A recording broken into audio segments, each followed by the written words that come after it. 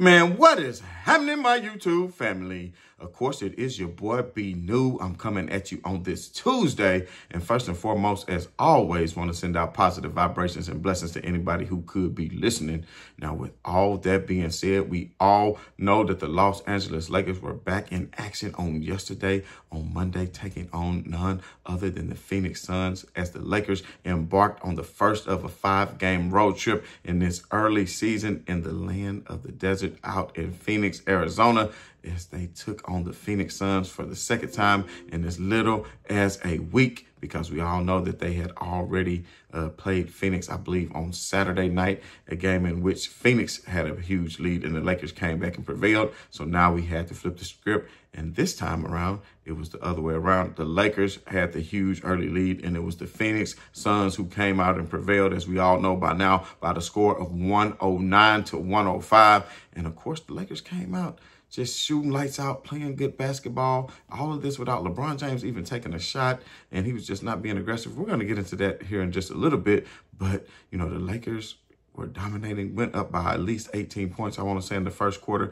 and then where I think really they allowed the Phoenix Suns to start chipping away at the end of that first quarter. Ultimately, they finished the first quarter 34 to 25, so they were only up by 9 going into the second quarter when they had like an 18-point lead. So that was already giving Phoenix a sign of saying, come on, let's go. We're at home. Let's feed off the crowd. And of course, really to me in the second quarter, the Lakers played very sloppy game. And I think Phoenix did too. And the Lakers had an opportunity to really build onto a lead and not let it slip away. But they really, you know, just, I won't say gave it to Phoenix, but it was a lot of sloppy ball being played on both sides. And finally, you know, Phoenix kind of reeled it in and, of course, outscored them 25 to 14. And then the Lakers regrouped. And I want to say they played a decent second half. The third quarter, they came out, scored 35 points, which was good. The first quarter, they scored 34. So you're scoring 34, 35 points a quarter, you are more than likely going to win the game. But you might have a quarter where you score 22 or 23, which like in the fourth quarter, they only scored 22. But in the second quarter, to me, is when they absolutely gave the game away. There is no excuse for the Los Angeles Lakers when you have a LeBron James and Anthony Davis on your team to come out and only score 14 points in the second quarter. To me, that was really one of the key indicators of why they ended up losing that game to the Phoenix Suns. So anyway, a lot was to be said about LeBron James on yesterday. And I want to point out some good things right now, because there's always some good things to take away, even in the event of a loss. And of course, to me, that is LeBron James probably had, I want to say, the worst game I've ever seen LeBron James play. And of course, you already got people out here saying, oh, Father Time just got LeBron James. Hope it's over. When he just scored a 30-point triple-dub in the last performance, which was a day ago off of a back-to-back. And you mean to tell me this man isn't allowed to have a bad game? Now, I will say it was a totally putrid performance from LeBron James. 3 out of 14. I want to give Nunn his credit too, because Nunn was playing great defense, and to be a rookie, he held his own against LeBron James. And there was times where LeBron James, I thought, would play a little bit of bully ball. Later, LeBron James said, after the game, of course, and a lot of people are going to say they don't believe it, but LeBron James said he has not been feeling well and that he has been feeling sick. And with that said, he said it really started on Friday, so there's no excuse, because if it started Friday and he still had that great game on Saturday night, you know, he still could have did the same. But, you know, we are all human. If he wasn't feeling well, if anybody deserves benefit of the doubt, that would be none other than LeBron James in year 22, pushing age 40. But to me, the good thing that comes out of this, as far as that is, LeBron James, like I said, played an absolute terrible game. And even though he played terribly, the Lakers only lost by 4. The Lakers should have been blown out. If I tell you before the game that LeBron James is going to shoot 3 out of 14, 2 out of 5 from 3, which he still shot pretty good from 3 at 40%, but, you know, come out here and be a minus 17 and shoot 3 out of 14 at 21%, you would tell me the Lakers are going to get blown out. But see, what I've noticed is the Lakers have a much better team now. And it's not that the team has changed. It's just some of these players are getting better. Austin Reeves, he is getting better. You know, is what, third year now, I think, in his third year. So he's still a very young player, but he's gaining more physicality. He was holding his own against Bradley Beal yesterday. If you look at Austin Reeves yesterday, in 37 minutes, 8 out of 15, 54%, 5 out of 9 from 3. That's 55%. I mean, Austin Reeves, and he still gave you 8 rebounds, 8 assists. The glaring hole to me in the Lakers backcourt continues to be that of D'Angelo Russell. I think he took a lot of ill-advised shots that, at times where the Lakers were going on a run or either, built the lead back up, he would allow them to come back in the game, just coming down there taking ill-advised threes. I mean, and D'Angelo Russell, if you look at it overall, he was 2 out of 9 from 3 at 22%, definitely being very streaky. Max Christie played pretty good, 2 out of 4 for Max Christie in the limited time he did, even though he made a couple of bonehead plays. He had Jackson Hayes trailing, I think, on a play. He could have gave it up to Jackson Hayes, but instead he elected to try to dunk over Plumlee where he wasn't even near the basket like he was Ja Morant.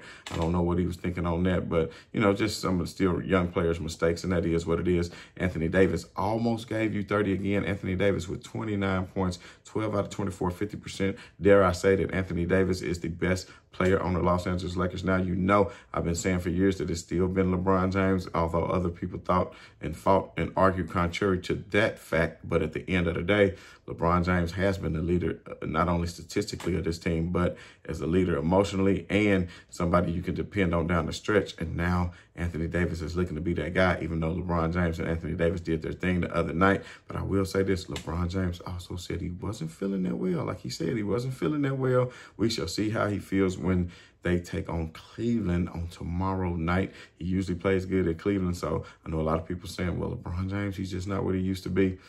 We shall see. I don't think that is necessarily the case. He's been looking good all this time, looking good in the preseason and practice and training camp in the first few games, and then he has a bad game like this. You can see he clearly didn't have the burst on last night. And then this is what is so miraculous. We thought that LeBron James, I actually thought that streak was about to end. And, LeBron James only had 7 points. And the streak we're talking about is, I think, 1,226 games, if I'm not mistaken, for that streak of how many games that LeBron James has played in a row and where he scored 10, how many games he's played that he scored at least double digits. And you're talking about that many games for his streak. And that came into serious jeopardy last night, only having 7 points with like 2 or 3 minutes left in the game. And then I think he had 7 points at the time, or maybe 8, and he pulls up and he hits a 3 with like 2 minutes left that cut the lead, by the way, down to 1 because it was a 4-point game at the time. So the Lakers still had an opportunity, and I do think there was some bad calls down the stretch. There was a play in which Anthony Davis went to the basket. He was clearly slapped in the face, like poked in the eye. The ref didn't see it from that advantage. I mean, refs aren't perfect, so they didn't see it. Maybe Anthony Davis should have tried to settle a little bit more. He got poked in the eye. He still tried to go up with it, but ultimately did not be successful in making that shot. And as we all know by now, Austin Reeves had a wide open 3 with a chance to tie at the end. Unfortunately, he did not make that shot. And then on the Lakers ensuing play, they did play good defense. Ended up being a double foul. I would have liked to see that they just called that foul on Bill, and Austin Reeves would have got 2 free throws with a lot more time left, and they could have cut it to 1 and still without having to take that last time out. But because they called the double foul, they called the last time out. I, for one, personally think maybe J.J. Redick should have kept it in their back pocket. They could have ran down and got some quick offense, but ultimately, because they didn't have enough time on the clock, and I think LeBron James was going away from the basket, maybe they could have got a shot off of the 3, but Phoenix was smart enough to foul LeBron James, sending him to the line. He makes the first of the free throws, cutting it to 2. But because the Lakers don't have any timeouts, it would make no sense for him to make that, foul him. Then they have to go the length of the floor with no timeouts. So they elected to go ahead and act like they were going to miss it. I think, for one, LeBron did a good job because it threw me off guard. He dribbled and he just quickly did it, trying to catch them off guard. It was a line drive right off the rim. Unfortunately, it bounced down to Nurkic, so it is what it is. The Lakers took their first loss of the season. And like Anthony Davis said after the game, no NBA team has ever gone undefeated 82-0. So we knew a loss would have to come eventually. The Lakers are 3-1 to start the season. Suns 3-1 to start the season. Both of them with the game split amongst each other. So that'll be important maybe going down the stretch as we go further into the season. We shall see. But I love the way J.J. Redick took accountability after the game, saying he should have blitzed Kevin Durant a little bit more instead of keep switching, because at the end of that quarter, in the fourth quarter, every time they switch and you got Gabriel Vincent on Kevin Durant, he going to eat all day. You know how much taller than him he is, so he's just shooting right above him with no issues at all. And the glaring thing continues to be, like I said, D'Angelo Russell, because D'Angelo Russell, my friend, I'm telling you what, like I said before, And I'll say it again.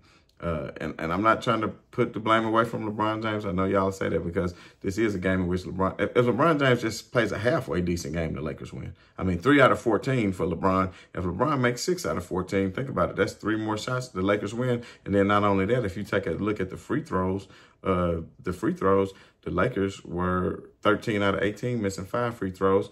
And the Suns were 18 out of 20. And usually the Lakers get to the hole more, but because of the inability of LeBron James to get to the basket, because of the great defense of none, let me not be a hater, and that of LeBron James just not having a good game, coupled with that, the Lakers could not outdo the Phoenix Suns at the free throw line. But at the three-point line, surprisingly enough, the Suns shot 11 out of 36, while the Lakers were 14 out of 32 and 44% to 30%. So the Lakers shooting higher volume, made 3 more threes, but still lost the game. So you just never know how this is. But, you know, at the end of the day, the Lakers will take on the Cleveland Cavaliers on tomorrow.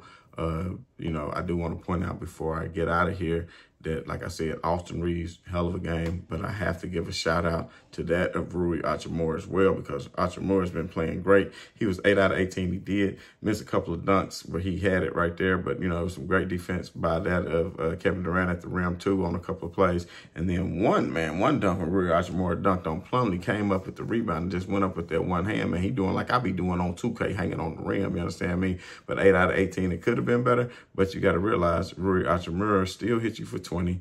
And, you know, when you have, like I said the other day, 4 or 5 players in your starting lineup that's going to get you a double-digit game, then that's only going to bode well for you. And you got Rui, you got AR, you got LeBron, and you got AD who's going to get double digits every time.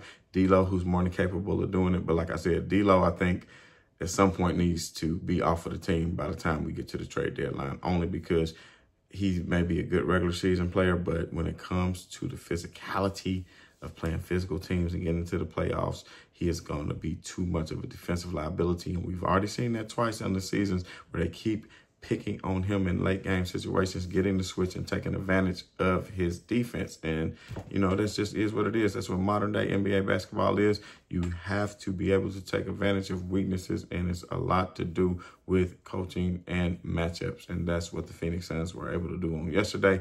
Let's see how the Lakers react. Their goal was not lose 2 in a row. That's always been their goal, especially in the championship year, in the year they last won in 2020. Let's see if they can continue that as they take on the Cavs tomorrow. Tomorrow we have a pregame look at the Cleveland Cavaliers matchup. So if you haven't done so already, hit that like, hit that share, hit that subscribe. And as always, this is your boy B New. I'm saying right on to the real, and much love to these haters. I'm out.